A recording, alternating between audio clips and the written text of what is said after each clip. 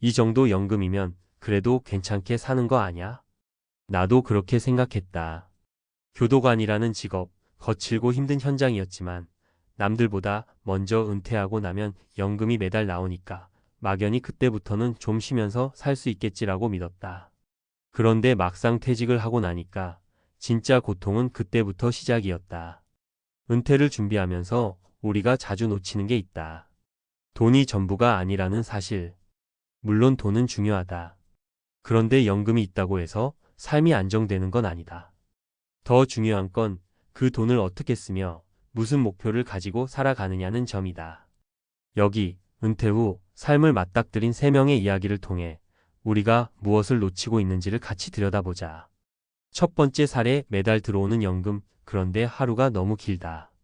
김재호 가명, 58세, 전직 교도관. 정년보다 일찍 명예퇴직을 했고 230만 원의 공무원 연금이 매달 꼬박꼬박 들어온다.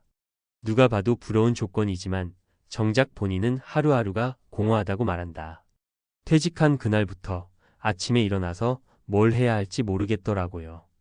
아내는 바깥을 나가고 애들은 다 컸고 일할 때는 바쁘고 정신없었는데 막상 시간이 남아도니까 미칠 것 같았어요.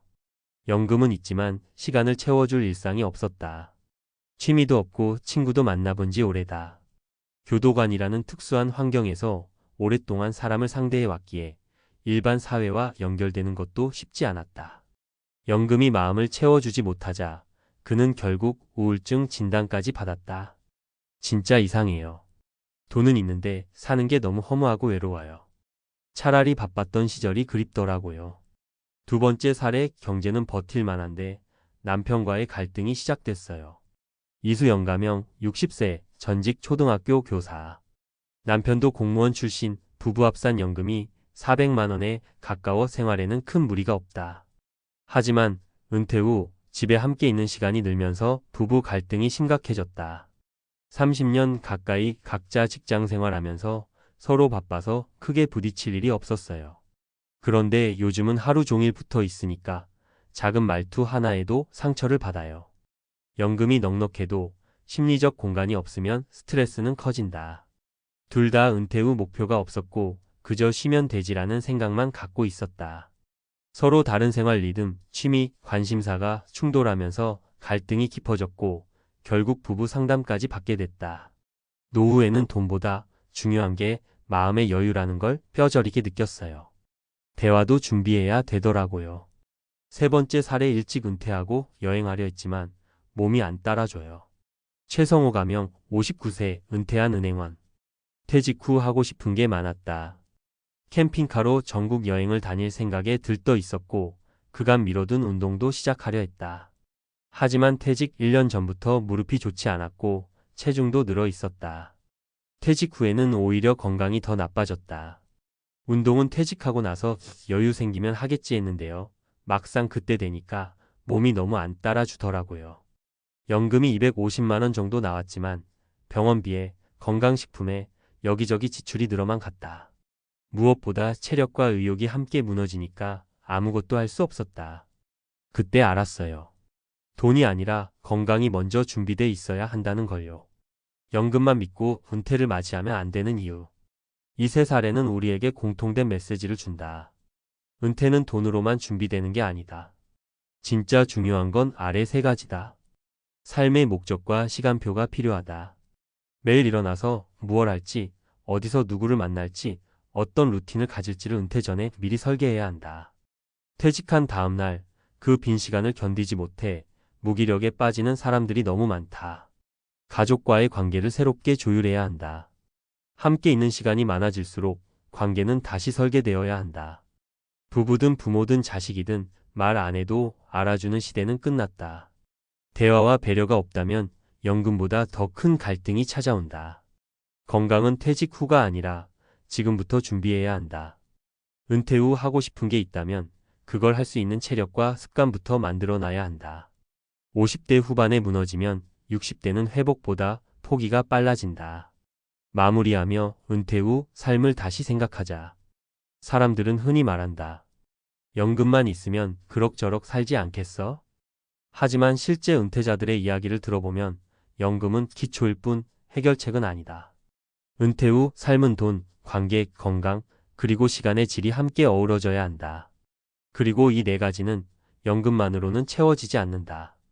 그러니 지금부터라도 생각해보자.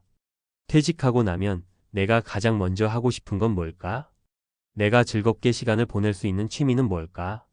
건강을 유지하기 위해 오늘 뭐부터 해야 할까? 이런 질문이야말로 은퇴를 비참함이 아니라 자유로 바꿔줄 첫걸음이다. 연금이 있어도 고통은 사라지지 않았다. 58세 은퇴자의 현실 고백. 은퇴 설계 전문가가 말하는 은퇴 후 삶에서 반드시 준비해야 할 세 가지. 퇴직을 앞둔 5060대 분들께 가장 많이 듣는 말이 있습니다. 공무원 연금이 200만 원 넘게 나온다니까 그 정도면 노후는 괜찮지 않을까요?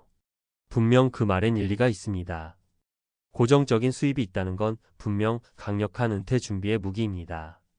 하지만 실제 은퇴자들의 삶을 살펴보면 연금의 유무만으로 은퇴의 성공 여부를 단정짓기엔 무리가 있습니다. 왜일까요?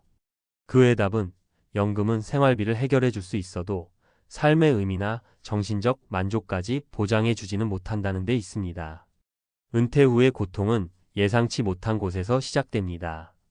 이번 칼럼에서는 공무원 연금 수령자들의 실제 사례를 통해 연금 이후에도 겪을 수 있는 문제들을 짚고 전문가적 관점에서 은퇴 전 반드시 준비해야 할 세 가지 요소를 정리해드리겠습니다. 1. 정서적 공허함. 돈보다 외로움이 더 무거웠다. 사례 전직 교도관 어씨 58세 은퇴 후 연금 230만 원 수령. 그는 은퇴 후 우울증 초기 진단을 받았습니다. 정년보다 조금 이르게 퇴직했고 경제적으로 큰 문제가 없었지만 하루하루가 무기력하고 외로웠다고 말합니다. 공통된 특징은 이렇습니다. 업무 중심의 삶을 오래 살다 보면 인간관계는 직장 중심이 됩니다. 퇴직과 동시에 소속이 사라지고 인간관계도 급격히 줄어듭니다. 시간은 많은데 의미를 부여할 수 있는 활동이 없습니다. 전문가 조언. 은퇴 전 취미나 커뮤니티 활동을 연습해두는 것이 매우 중요합니다. 가족 외의 제3의 관계망 동호회, 봉사활동, 지역 커뮤니티 등을 사전에 확보해야 합니다. 2. 관계 갈등. 함께하는 시간이 많아졌는데 왜 더 힘들어졌을까? 사례 전직 교사 B씨 부부 합산 연금 400만 원 수령. 경제적으로는 부족함이 없지만 부부 관계에 큰 갈등이 생겼습니다. 함께 있는 시간이 늘어날수록 사소한 말과 행동이 스트레스가 되고 결국 부부 상담까지 이어졌습니다. 많은 은퇴자 부부들이 겪는 공통된 문제는 다음과 같습니다. 각자의 생활 리듬이 달라졌지만 이에 대한 조율이 없다.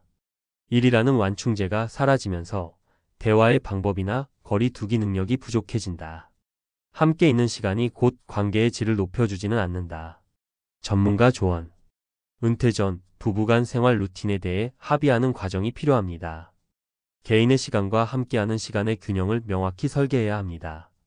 관계 중심의 프로그램, 부부 동반 취미, 커플 여행, 공동 자원봉사 등 참여가 도움이 됩니다. 3. 건강 문제. 하고 싶은 게 너무 많은데 몸이 안 따라줍니다. 사례 은퇴한 은행원 C씨 연금 250만 원 수령. 퇴직 후 전국 여행, 운동 등 다양한 계획이 있었지만 고질적인 무릎 통증과 체력 저하로 계획이 모두 무산됐습니다. 오히려 병원비와 건강보조제 지출이 늘어났고 외부 활동도 급격히 줄었습니다. 이처럼 체력과 건강은 은퇴 후 삶의 질을 결정짓는 핵심 자산입니다. 연금이 아무리 넉넉해도 몸이 따라주지 않으면 누릴 수 있는 자유는 매우 제한됩니다. 전문가 조언. 퇴직 이전부터 정기적인 운동 루틴과 식습관 관리가 중요합니다. 은퇴 이후에 운동하겠다는 생각은 늦습니다. 특히 무릎, 허리, 심혈관 질환 등 만성 질환 예방에 집중해야 합니다. 결론. 연금은 기초 자산일 뿐 은퇴를 성공으로 이끄는 것은 따로 있다. 은퇴 후 삶이 고통스러운 이유는 돈이 없어서만은 아닙니다.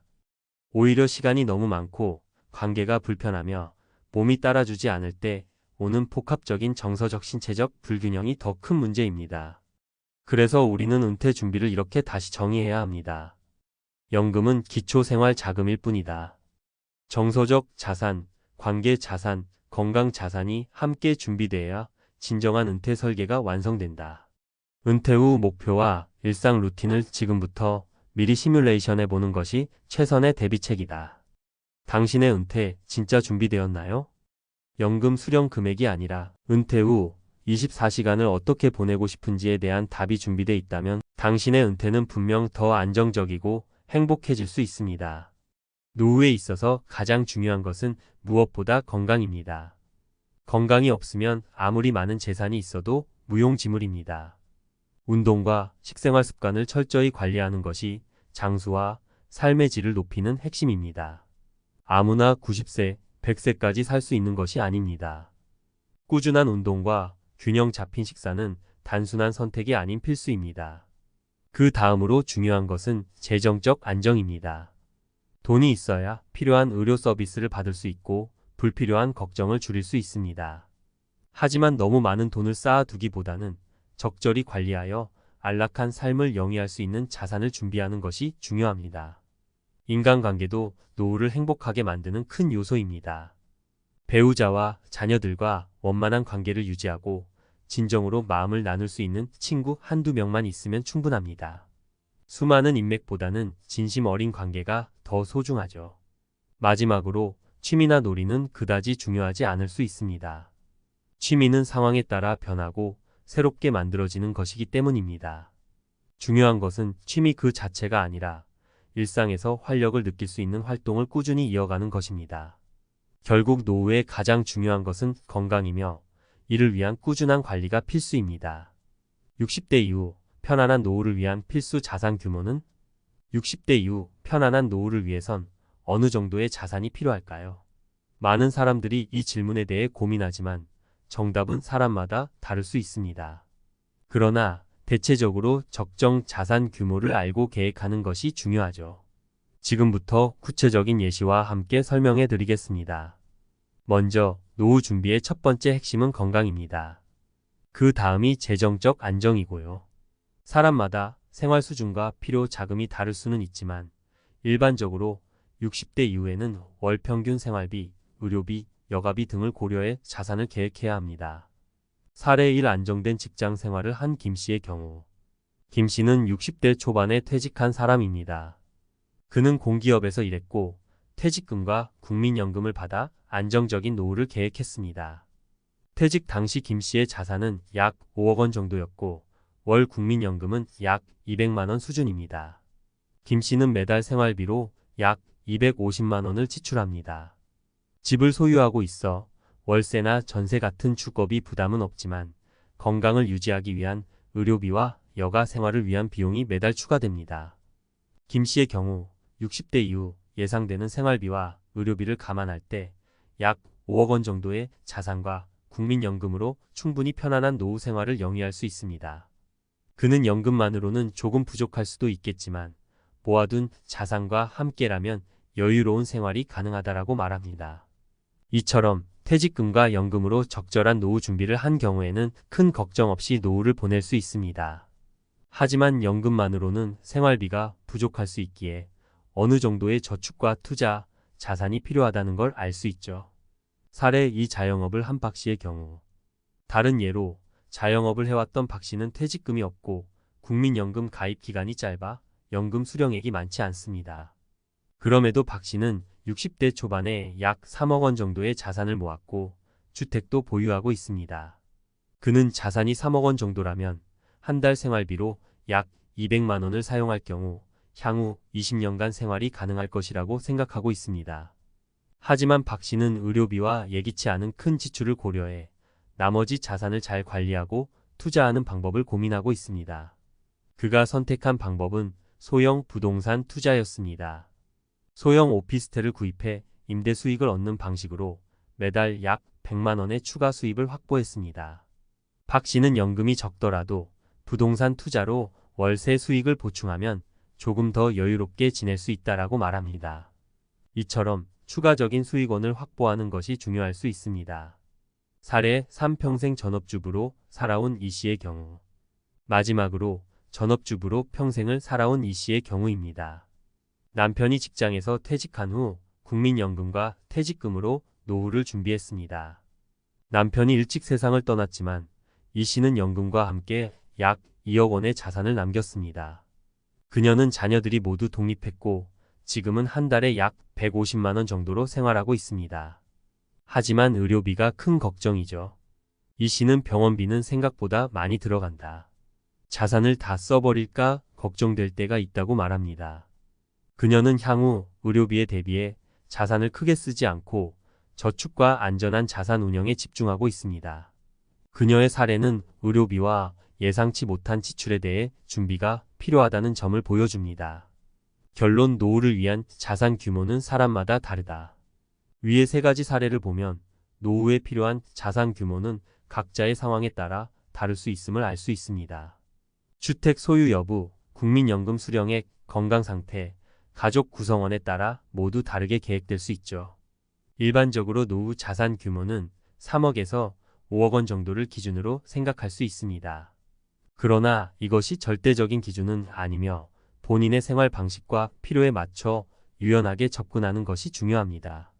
특히 예상치 못한 지출에 대비해 일정한 비상금과 안전한 투자, 자산을 확보하는 것이 필요합니다. 또한 국민연금 이외에 추가적인 수익원을 확보하거나 퇴직 후에도 일정 기간 경제활동을 이어가는 것도 도움이 될 수 있습니다. 노후를 위한 준비는 돈만 중요한 것이 아닙니다. 건강, 가족과의 관계, 취미생활도 중요하게 생각해야 합니다. 그러나 아무리 건강과 관계가 중요해도 재정적으로 안정되지 않으면 노후 생활은 편하지 않을 수 있습니다. 따라서 적절한 자산을 미리 준비하고 자신에게 맞는 노후 계획을 세우는 것이 중요합니다. 노후 자산 계획은 빠를수록 좋습니다.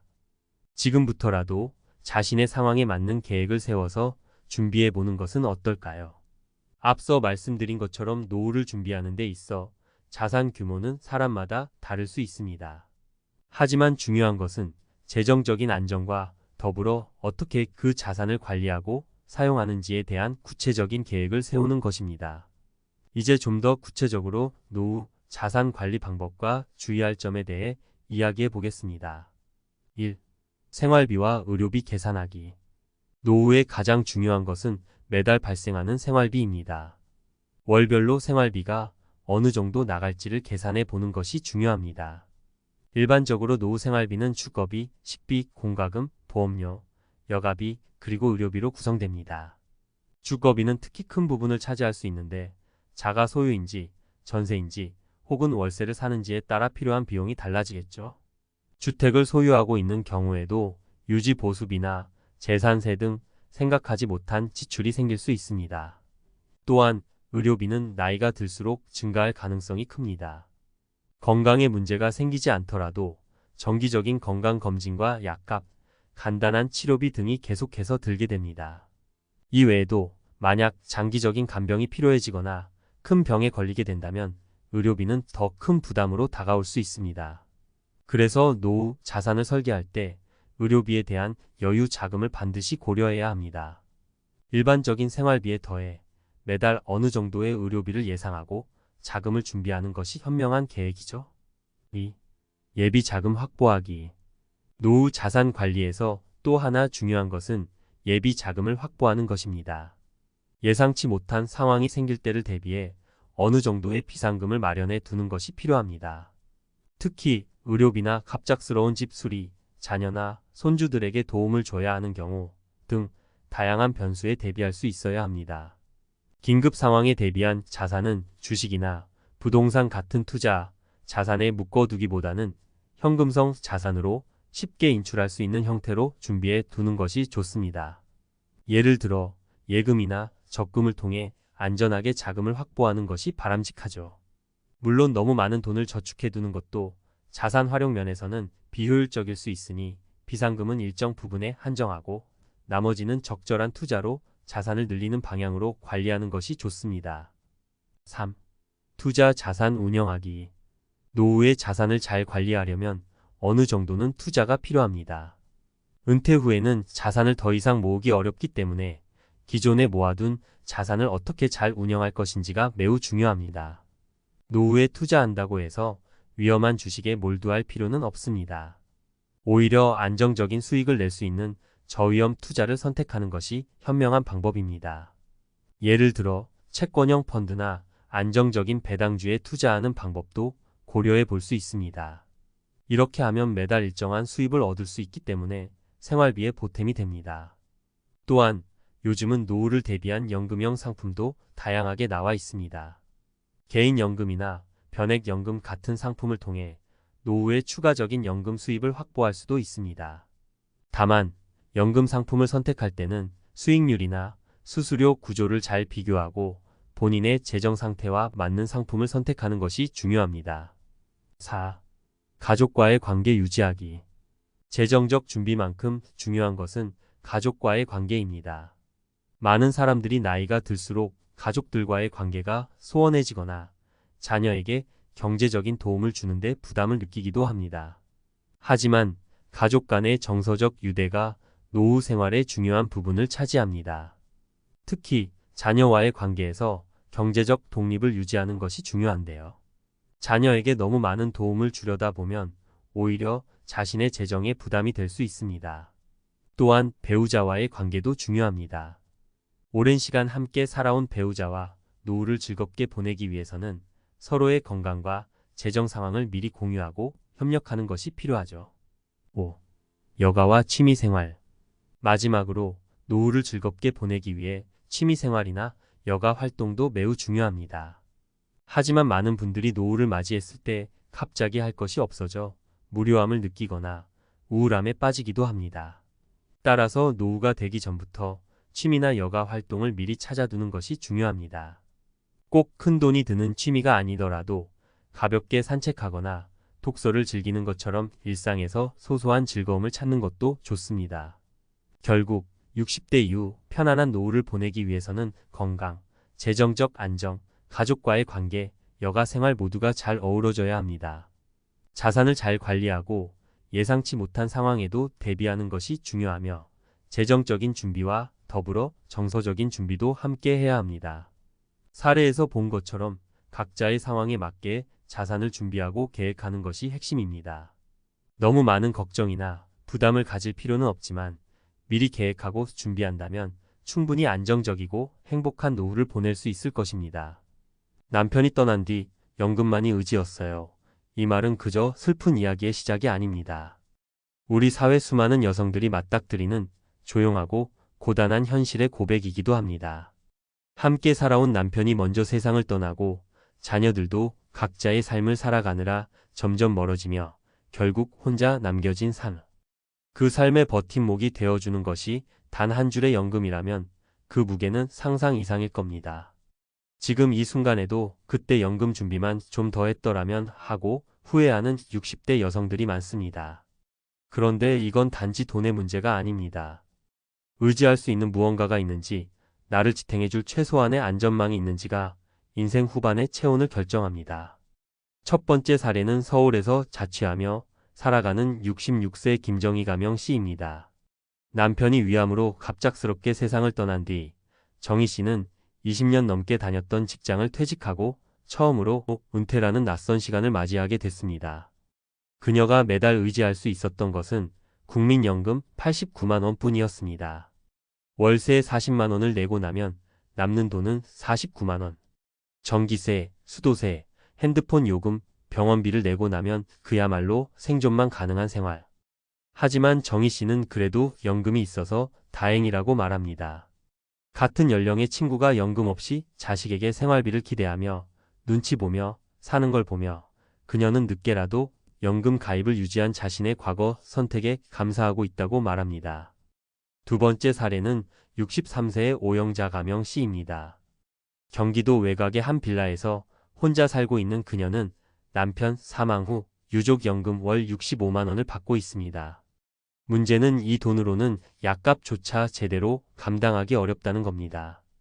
고혈압, 당뇨, 고지혈증 3가지 만성질환으로 한 달에 약값만 12만 원이 넘고 병원 통원비까지 합치면 20만 원에 가까워집니다. 자식들에게 손 벌릴 수 없어 하루 2끼로 버티고 겨울엔 난방비 아끼느라 패딩을 껴입고 지냅니다. 그녀는 말합니다. 지금이라도 작은 일이라도 해서 수입이 생기면 좋겠는데 몸이 말을 안 들어요. 그녀에게 연금은 생계가 아니라 생존선입니다. 세 번째 사례는 조금은 다른 결을 가집니다. 부산에 거주하는 68세 이순자 가명 씨는 50대부터 사적으로도 노후를 준비해 왔습니다. 국민연금 외에도 개인연금과 주택연금까지 세 가지 수입원이 있었고 남편이 떠난 뒤에도 큰 흔들림 없이 생활을 이어갈 수 있었습니다. 순자 씨는 말합니다. 남편이 떠난 건 정말 큰 상처였지만 경제적인 걱정이 덜하니 오히려 건강과 여가에 집중할 수 있었어요.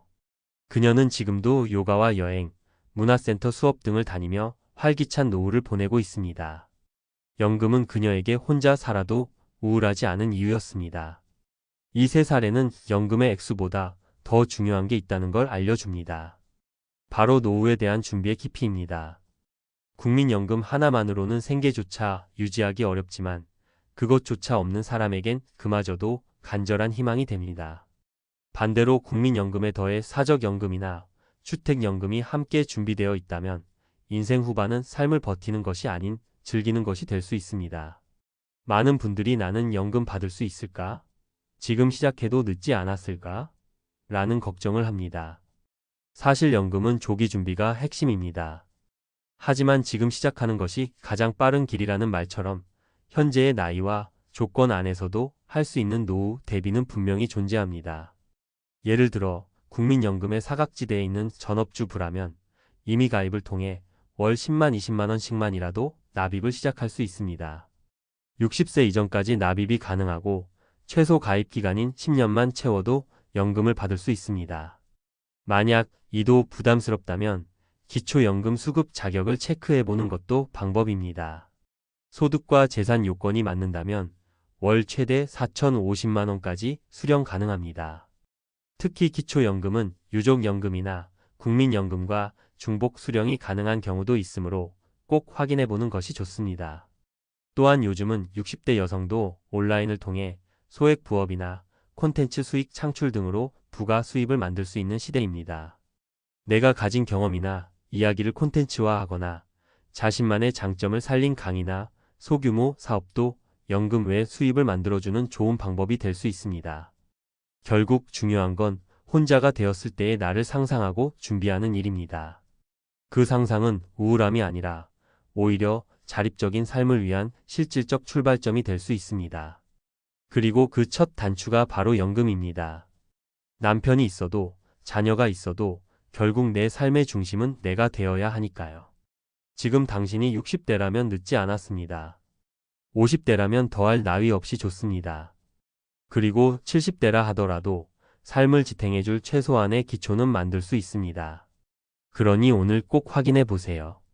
나는 어떤 연금을 받을 수 있는지, 지금부터 무엇을 준비할 수 있는지, 그 한 걸음이 나중에 혼자가 되어도 눈물 흘리지 않게 해줄 든든한 울타리가 될 테니까요. 많은 분들이 연금이라는 단어를 들으면 국민연금을 떠올리지만 실질적인 노후 대비는 그보다 훨씬 더 다층적입니다. 특히 남편이 먼저 세상을 떠났거나 평생 가사와 육아에 전념했던 여성의 경우 국민연금 수급액이 너무 적어 노후 생활이 막막한 경우가 대부분입니다. 그렇기 때문에 연금 하나만으로는 부족하다는 사실을 명확히 알고 지금이라도 실천 가능한 전략을 세우는 게 매우 중요합니다. 첫째, 국민연금 임의가입 제도는 늦게라도 연금 수급권을 확보할 수 있는 아주 중요한 제도입니다. 예를 들어 전업주부나 프리랜서 혹은 자영업자 중 국민연금에 가입하지 않은 사람은 임의가입을 통해 매달 10만 원, 20만 원 정도만 납입해도 최소 10년을 채우면 연금을 받을 수 있습니다. 만약 지금 55세이고 앞으로 10년 동안 월 18만 원을 납부하면 65세부터 대략 월 810만 원 수준의 연금을 받을 수 있게 됩니다. 물론 금액은 크지 않지만 이는 기초연금과 병행 수령할 수 있고 무엇보다 내 이름으로 나오는 돈이라는 점에서 자존감과 심리적 안정감에 큰 역할을 합니다. 둘째, 기초연금은 놓치지 말아야 할 또 하나의 생존 수단입니다.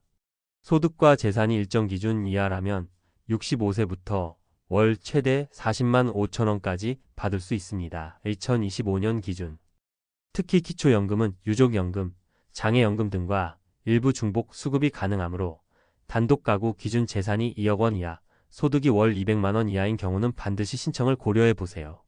간혹 어차피 안 되겠지 하고 신청조차 안 하시는 분들이 있는데 실제로는 자녀 명의로 부동산이 있거나 본인 소득이 미미한 경우라면 충분히 수급 가능성이 있습니다. 주민센터에서 소득재산 확인 신청을 꼭 해보시는 걸 권장드립니다. 셋째, 주택연금도 많은 분들이 오해하는 제도 중 하나입니다. 주택이 있으면 연금을 못 받는다고 생각하시지만 오히려 일정 가치 이상의 주택을 가진 경우에는 그 자산을 기반으로 평생 수입을 만들 수 있습니다. 예를 들어 수도권에 3억 원짜리 아파트 한 채만 있어도 65세 이후에는 매달 약 80만 90만 원의 주택연금을 수령하며 살 수 있습니다. 중요한 건 이 제도는 주택 소유권을 유지하면서 거주도 가능하다는 점입니다. 즉, 집을 팔지 않고도 현금 흐름을 만들 수 있다는 뜻이죠. 넷째, 사적연금, 개인연금, 연금저축, IRP도 꾸준히 관심을 가져야 합니다. 예를 들어 매달 20만 원씩 10년간 연금저축보험이나 연금저축펀드에 납입하면 세액공제 혜택은 물론이고 은퇴 후 최소 월 15만 20만 원 정도의 보조 수입을 만들 수 있습니다. 특히 연금저축펀드의 경우 투자 성과에 따라 수익률이 더 커질 수 있으므로 젊은 50대부터는 장기적 관점에서 활용해 볼 만합니다. 그리고 무엇보다 IRP 개인형 퇴직연금 계좌와 함께 활용하면 연간 최대 900만 원까지 세액 공제를 받을 수 있다는 것도 기억해 두세요. 다섯째, 부업이나 소액 창업을 통한 수입 다각화 전략입니다. 많은 60대 여성들이 나는 기술도 없고 나이도 많다며 포기하지만 사실 요즘 시대에는 오히려 연륜과 경험이 자산입니다. 예를 들어 반찬가게 소규모 배달, 재봉틀로 파우치 제작, 중고 물건 온라인 판매, 동네 아이들 한글 공부 봐주기, 블로그 체험단 활동, 심지어 시니어 유튜버까지 다양한 수익 모델이 가능합니다. 이 중 하나만 잘 잡아도 매달 10만 30만 원의 보조 수입을 확보할 수 있고 그 돈이 연금과 합쳐져 생활비를 든든하게 보완해 줍니다. 중요한 건 크게 벌겠다가 아니라 적게라도 안정적으로 벌겠다는 마음가짐입니다. 마지막으로 현실적인 주의사항도 꼭 말씀드리고 싶습니다. 가장 흔한 실수가 자녀에게 의지하려는 마음입니다. 물론 자녀가 도와주면 고맙지만 그것이 기본이 되면 서로에게 짐이 됩니다. 반대로 본인이 작게나마 준비해 놓은 연금이 있으면 자녀와의 관계도 훨씬 더 건강하고 독립적으로 유지됩니다. 또한 주택연금이나 개인연금 같은 금융상품에 가입할 때는 반드시 수령 방식과 수수료, 환급 여부 등을 꼼꼼히 따져봐야 합니다. 단지 월 지급액만 보고 덜컥 가입하면 나중에 후회할 수 있습니다. 금융감독원의 금융상품 한눈에 사이트나 연금공단 상담 창구를 적극 활용해 보세요. 전문가 상담은 무료이고 요즘은 온라인 화상 상담도 가능하니 집에서도 편하게 받을 수 있습니다. 결국 노후를 잘 버티는 힘은 지금 내가 작게라도 계획하고 실천하는 습관에서 시작됩니다. 남편 없이 혼자가 된 지금 눈물만으로 버틸 수는 없습니다. 연금은 단순한 돈이 아니라 스스로에게 주는 자존감 있는 삶의 설계도입니다. 지금부터라도 하루 10분만 시간을 내어 내가 받을 수 있는 연금이 무엇인지, 추가로 가능한 수입원이 어떤 게 있는지 직접 적어보고 움직여보세요. 그 작은 움직임 하나가 내일을 더 따뜻하게 만들어줄 겁니다. 퇴직하면 자유로울 거야. 많은 사람들이 직장 생활의 끝에서 이렇게 생각하며 미래를 그립니다. 더 이상 상사의 잔소리도 촉박한 마감일도 없을 거라고. 하지만 막상 퇴직 후 닥치는 현실은 생각만큼 낭만적이지 않습니다. 출근하지 않아도 되는 첫날의 설렘은 잠시, 시간이 갈수록 내가 어디로 가고 있는 걸까? 라는 막막함이 찾아오곤 합니다. 저 역시 한때 퇴직 후의 삶을 마치 긴 휴가처럼 낙관적으로 상상했었습니다. 그러나 주변의 친구들, 선배들이 퇴직 후 겪는 이야기를 듣고 나니 제대로 준비되지 않은 은퇴란 마치 고장난 GPS를 들고 사막을 걷는 것과 같다는 사실을 깨달았습니다.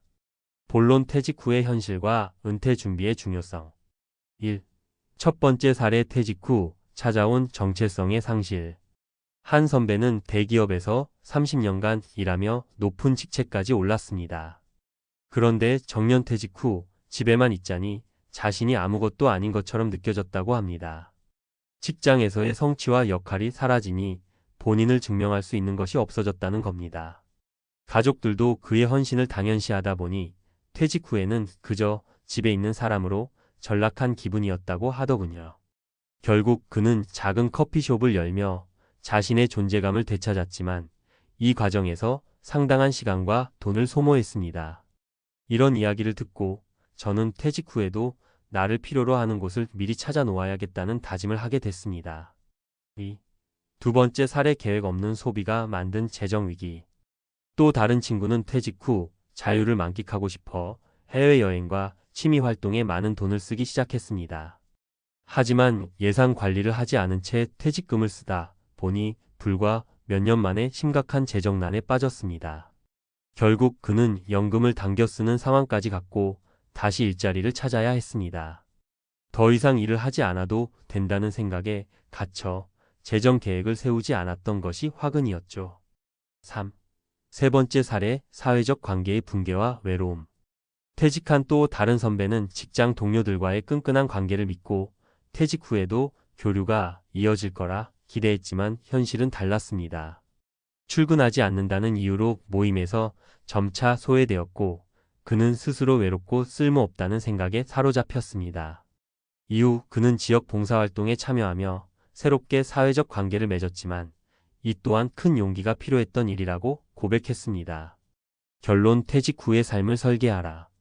위 사례들에서 알 수 있듯 퇴직 후에는 시간, 돈, 그리고 관계라는 세 가지 요소가 우리의 삶을 크게 좌우합니다. 은퇴를 낙관적으로만 보기보다는 차분히 준비하고 설계할 필요가 있습니다. 자신만의 정체성을 확립하라. 퇴직 후에도 자신이 가치 있는 존재임을 느낄 수 있는 활동을 찾으세요. 1. 취미, 봉사활동 무엇이든 좋습니다. 재정 계획을 철저히 세워라. 퇴직금과 연금을 무작정 쓰기보다는 반드시 예산을 정하고 지출을 통제해야 합니다. 사회적 관계를 유지하고 확장하라. 퇴직 후에는 직장 밖에서 새로운 사람들과 교류할 기회를 만들어야 합니다. 퇴직은 끝이 아닌 새로운 시작입니다. 하지만 그 시작을 어떻게 설계하느냐에 따라 우리가 마주할 현실은 천국이 될 수도 지옥이 될 수도 있습니다. 준비되지 않은 은퇴는 막막한 현실로 다가오지만 철저히 준비된 은퇴는 진정한 자유로 이어질 것입니다. 퇴직 후의 삶은 이제 선택의 문제입니다. 당신은 어떤 삶을 선택하시겠습니까? 퇴직 후 전문가가 말하는 은퇴의 진짜 준비법. 많은 분들이 퇴직 후의 삶을 막연히 휴식과 여유로만 그리지만 현실은 생각만큼 단순하지 않습니다. 전문가로서 퇴직 후 삶에 대해 깊이 연구해보면 은퇴가 단순히 일에서 벗어나는 것이 아니라 새로운 인생의 전환점이라는 사실을 깨닫게 됩니다. 이 전환점을 성공적으로 넘기려면 세 가지 핵심 요소를 반드시 준비해야 합니다. 정체성, 재정, 그리고 관계입니다. 1. 정체성. 퇴직 후에도 나를 잃지 않는 법. 직장인으로 살아온 30년, 40년의 세월 동안 우리는 자신의 정체성을 대부분 일과 직위에서 찾습니다. 퇴직 후에 가장 먼저 직면하는 문제는 바로 이것이 사라지는 순간 자신이 아무것도 아닌 것처럼 느껴지는 공허감입니다. 전문가의 조언, 퇴직 후에도 나를 증명할 수 있는 무언가를 찾아라. 정체성을 유지하기 위해 중요한 것은 새로운 역할을 찾는 겁니다. 예를 들어 한 선배는 퇴직 후 지역 도서관에서 책을 추천하는 자원봉사를 시작했습니다. 처음엔 단순히 시간을 보내기 위해 시작했지만 점차 지역 주민들과 교류하며 내가 여전히 누군가에게 도움이 될 수 있다는 만족감을 얻었다고 합니다. 취미 활동도 좋습니다. 그림을 그리거나 글을 쓰는 것 또는 운동을 배우는 것도 정체성을 확립하는 데 큰 도움이 됩니다. 중요한 건 어떤 활동이든 내가 이걸 통해 누구인가를 다시 정의할 수 있어야 한다는 점입니다. 2. 재정 계획 없는 소비는 곧 파산으로 이어진다. 퇴직 후 가장 큰 위험 중 하나는 바로 재정 문제입니다. 직장에서의 수입이 끊긴 후 대부분의 사람들은 연금과 퇴직금에 의존하게 됩니다. 하지만 제대로 된 계획 없이 사용한다면 몇 년 안에 금전적 어려움에 빠질 가능성이 큽니다. 전문가의 조언, 수입이 끊긴 후의 생활비를 구체적으로 계산하라. 한 가지 간단한 방법은 예상되는 월별 지출과 수입을 비교하여 필요한 금액을 정확히 계산하는 것입니다. 예를 들어 한 퇴직자는 은퇴 후 가족과의 여행과 취미 활동에 2년간 1억 원을 썼다가 연금만으로는 생활이 어려워져 다시 일을 시작해야 했습니다. 이를 방지하려면 퇴직 전부터 월별 생활비와 예산을 구체적으로 기록하고 퇴직금의 일부를 투자하거나 긴급 자금으로 따로 관리해야 합니다. 3. 관계 퇴직 후의 외로움과 단절을 막는 법. 직장을 떠나면서 우리는 직장에서의 인간관계도 자연스럽게 끊어지는 경우가 많습니다. 한 연구에 따르면 퇴직 후 외로움과 단절감은 삶의 만족도를 크게 떨어뜨리는 주요 요인 중 하나라고 합니다. 전문가의 조언: 퇴직 전에 새로운 인간관계를 준비하라. 사회적 관계를 유지하고 확장하는 것은 퇴직 후 삶에서 필수적입니다. 예를 들어 지역 커뮤니티 활동, 동호회, 자원봉사 등은 새로운 친구를 만날 기회가 됩니다. 한 사례로 퇴직 후 지역 농장에서 자원봉사를 시작한 한 분은 일이 끝난 후에도 함께 시간을 보내는 친구를 사귀었다며 이 활동이 큰 위안이 되었다고 했습니다. 또한 가족과의 관계를 재정비하는 것도 중요합니다. 특히 배우자와의 관계를 돈독히 하려면 퇴직 후의 시간을 함께 보낼 계획을 미리 세워야 합니다. 전문가의 마지막 조언: 퇴직은 새로운 출발점이다. 퇴직은 인생의 끝이 아니라 새로운 출발점입니다. 그러나 그 출발이 성공적이기 위해서는 철저한 준비가 필요합니다. 정체성을 찾아라. 퇴직 후에도 의미 있는 역할을 통해 자신을 증명할 수 있는 활동을 시작하세요. 재정을 계획하라. 퇴직금과 연금을 무작정 쓰지 말고 생활비와 예산을 명확히 세우세요. 관계를 확장하라. 새로운 사회적 관계를 만들어 외로움을 예방하고 가족과의 관계를 강화하세요. 퇴직 후의 삶은 자유로울 수도 불안할 수도 있습니다. 하지만 준비된 은퇴는 여러분의 인생에서 가장 황금기 같은 시간을 만들어줄 것입니다. 이 글을 읽는 모든 분들이 자신의 은퇴를 성공적으로 설계하기를 진심으로 응원합니다.